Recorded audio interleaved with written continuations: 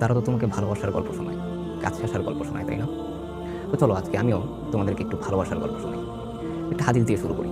রাসূলুল্লাহ সাল্লাল্লাহু আলাইহি ওয়াসাল্লাম বলেছেন, সেই আল্লাহর শপথ যার হাতে আমার প্রাণ, তোমাদের কেউ প্রকৃত মুমিন হতে পারবে না যতক্ষণ না আমি তার নিকট তার পিতা ও সন্তানাদির থেকে অধিক ভালোবাসার পাত্র হই। হাদিসটা হয়তো অনেকবার শুনেছো, কিন্তু একবারও কি হৃদয় দিয়ে অনুভব করেছো?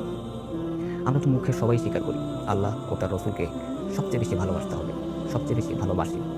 অথচ আমাদের কাজকর্ম প্রমাণ করে যে আমরা আসলে ভালোবেসেছি পশ্চিমা সভ্যতাকে। জেনে রেখো, মুসলিমদের ভালোবাসার কেন্দ্রবিন্দু হচ্ছে আল্লাহ ও তার রসুল সাল্লাল্লাহু আলাইহি ওয়াসাল্লাম। এই ভালোবাসার টানে মক্কার মিলেনিয়ার যুবক মুসআব ইবনে উমাইর রাদিয়াল্লাহু আনহু তার বিলাসবহুল জীবন, তার ধন সম্পদ, তার পরিবার পরিজন সবকিছু ছেড়ে ছুটে চলে এসেছিলেন রাসূলুল্লাহ সাল্লাল্লাহু আলাইহি ওয়াসাল্লামের কাছে।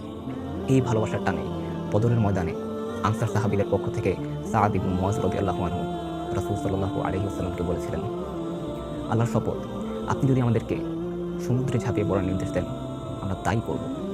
আমাদের একজনও পিছপা হবে না। আল্লাহ ও তার রসুলের প্রতি এমন ত্যাগ আর ভালোবাসার শত শত উদাহরণ দেওয়া যাবে। এই ভালোবাসার সামনে সাহাবীরা সবকিছুকে তুচ্ছ মনে করতেন। আর আমরা সামান্য বয়ফ্রেন্ড গার্লফ্রেন্ডকে ছাড়তে পারি না। আমরা পারি না ভালোবাসা দিবস উদযাপন না করে থাকতে।